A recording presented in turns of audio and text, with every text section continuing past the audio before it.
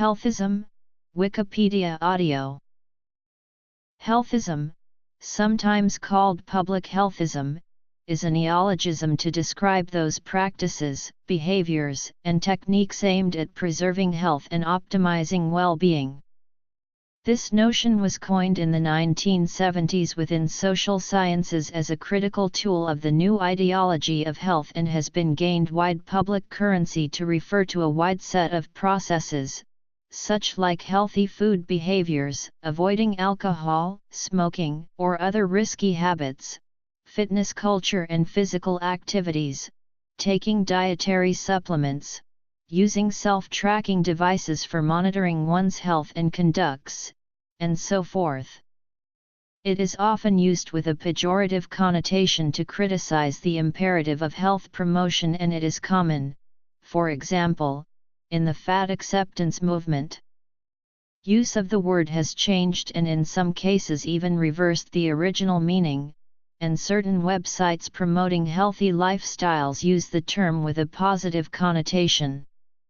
This concept also proves to a useful conceptual tool to grasp the current developments of health culture beyond medical settings, especially in cultures of fitness and sport, body representations, and beyond doctor-patient relationship.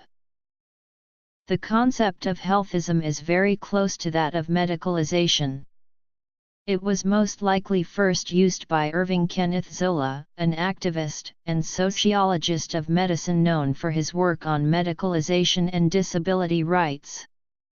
In a chapter published in 1977, Zola uses this concept to refer to the ideological component of medicalization, in particular to the alarming cultural implications of the innovations of those days.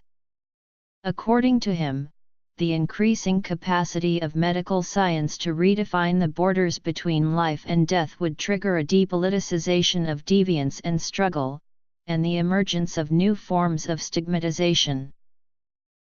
3 years later, Robert Crawford elaborates this concept and defines it as the preoccupation of health as a primary, often the primary, focus for the definition and the achievement of well-being, a goals which is to be attained through the modifications of lifestyles, with or without therapeutic help.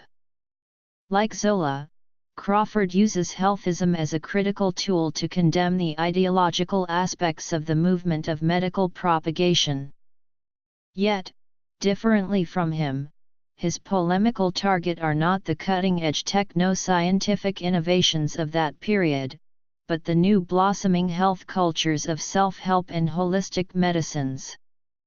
These movements intended to replace the medical objectification of the patient with a more democratic healthcare model. According to Crawford, these movements paradoxically did not challenge the power of medical profession, but rather disseminated the medical perception and ideology to lay people. Healthism and medicalization.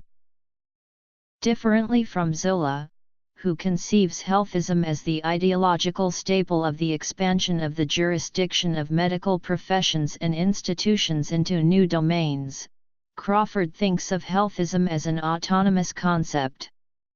In particular, he defines it as the dissemination of medical perception and ideology among lay people who, albeit without any medical competence, are willing to take an active role in the healthcare process, often against the medical advice.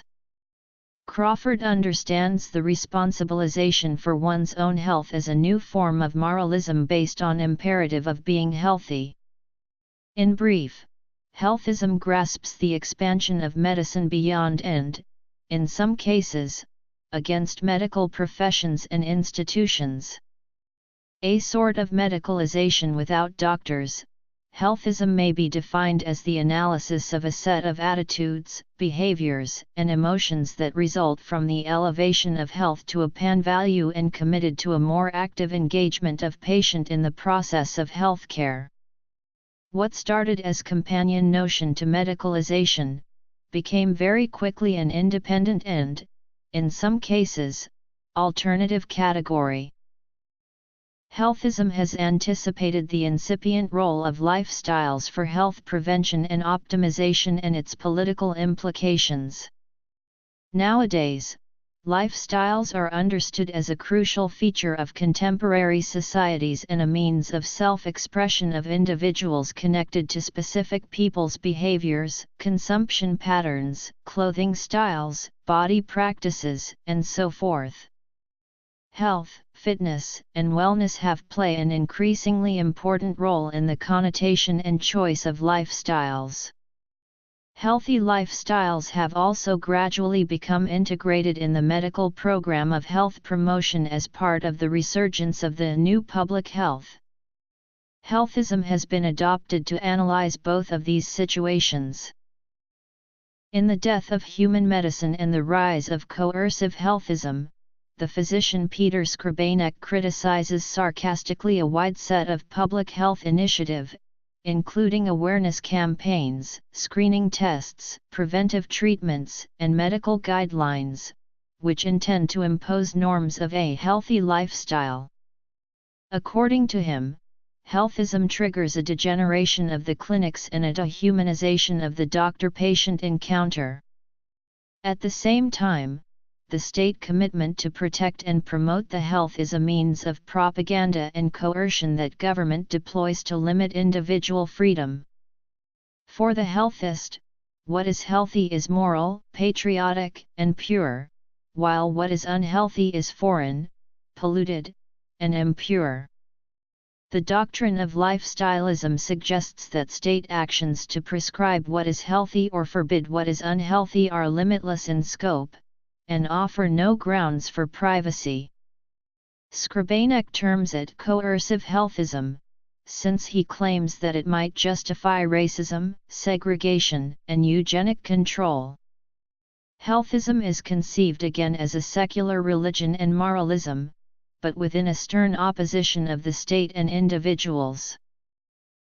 Far from such a simplistic dichotomy between state and individual, Foucauldian approaches focus instead on a disseminated notion of power and its influence on subjectivity formation processes.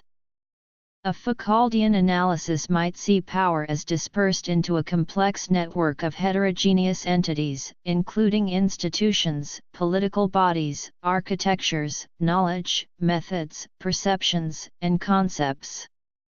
The locus of power is not restricted here to the state or the medical profession, but is rather a complex and expanding apparatus of control, discipline, and regulation that involves micropolitical processes whereby the individuals were encouraged to conform to the morals of society.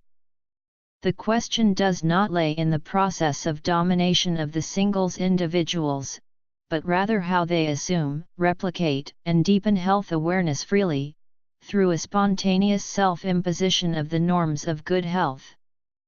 Yet, what is apparently an exercise of choice and free will lays the foundation for supporting a very strict self-discipline based on autonomy, responsibility, self-control, and self-determination. Healthism is so conceived as a typical instantiation of how contemporary neoliberal power is exercised non-coercively, through the construction of autonomous, free, and responsible subjects willing and able to govern themselves. The tension between empowerment and control, autonomy and discipline, expressiveness and homologation pervades a wide set of practices emerging at the intersection of healthy lifestyles, representations, and practices of the body, and production and use of data for self-tracking, self-monitoring or self-diagnosis. Healthism can provide a very interesting framework to analyze their ambivalences and to map the dissemination of medical concerns, values, techniques, and perception well beyond the clinical setting. Healthy lifestyles between state coercion and new subjectivities.